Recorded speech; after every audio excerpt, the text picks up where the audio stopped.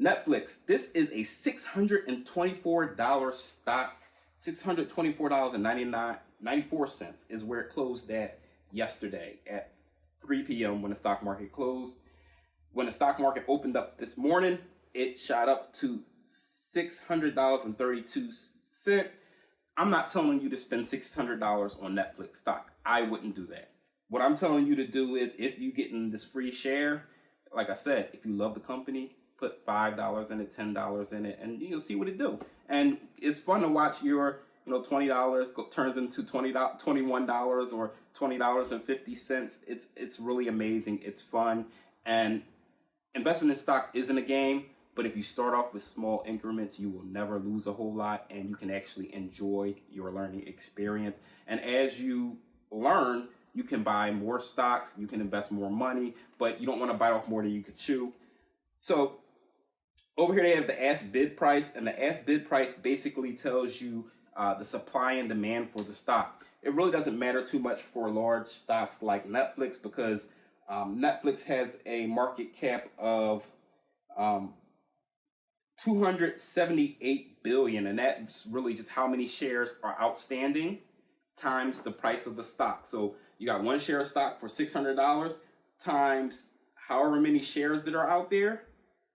The total value of all of that is $278 billion. That's a lot of money. And with that many shares floating around, every time you sell, there's always going to be somebody who is looking to buy. And that's important to know. When you invest in stock, you're not buying stock from Netflix unless you go directly to their transfer agents, which is Computershare. I love that company.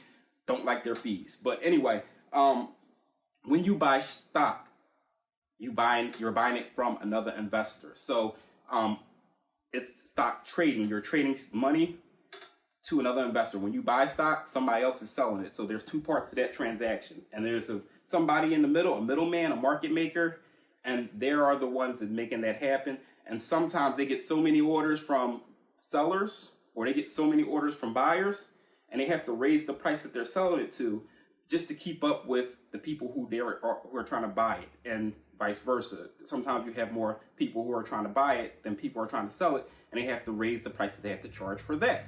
So that's your ask bid price. This stock is trading at $624, and in the last calendar year, last 52-week year. That's not a calendar year. This is 52 weeks in a year. So we're in October to October. This stock has traded from $463 to $646. So right now we're up about $10 over the last year. So if you bought it last year, you may have been able to get it for $463, and you may have been able to make a more than $200 profit on the stock, and you're free to sell it whenever you like, or you could just hold on and hope that it goes higher. But also, if you paid $600.46, today you might be sitting on a loss of about $10 because it's $632. And that's just how stock works. Sometimes it's up, sometimes it's down. There's no need to panic if you don't empty your wallet into the stock. Hey, what up, Chris? Everybody, Chris, you need to check out his content. He does the financial whiteboards that I share on here. You the man, Chris. I want to be like you when I grow up. Dr. Chris. But yeah, so when you're looking at a stock and you're trying to decide if you're going to buy it, you want to check out the volume and you want to check out the average volume. So why would you care about the volume of the stock, and what is the volume of the stock? The volume of the stock tells you how many shares are trading hands that day. So first you look at the volume of the stock to see how much is trading hands, and then you look at the average volume. And when you compare those two numbers, you can tell if the stock is having a busy day or it's having a slow day. If the stock is shooting up and having a busy day, that makes sense. A lot of people are buying and selling, and the people in the middle, they're trying to make those prices. So you may have to pay a little bit more for it. And if the stock is really having a slow day, it still could be up or it could be down, but that means that your ask bid prices will be closer, and when you hit buy, you might get it for a fair price. And I'm not gonna go too much further into that, but that covers our as bid price, our 52-week range, and the previous opening and closing of the stock. This stock has a earnings per share of $9.65. In layman terms, I'm not going to get into that. Go to Wikipedia.com and Google that. Look it up. Earnings per share basically tells you how much each share of profit each share is worth. I got some definitions back here later, so you don't have to worry about me freestyling any of the definitions.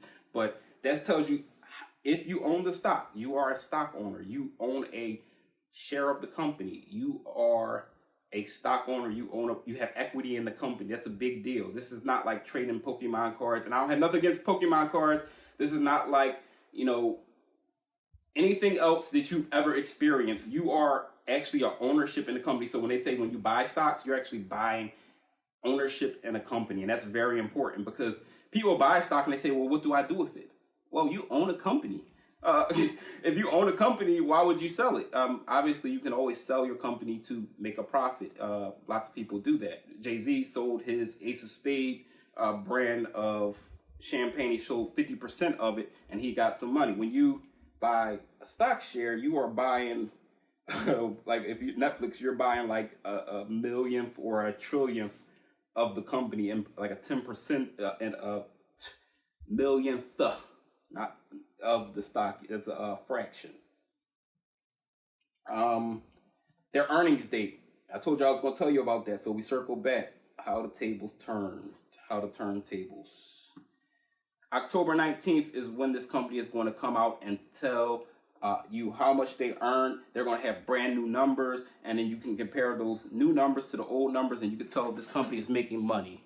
Go Pokemon cards. I can't see the comments, but I see Pokemon cards. All right.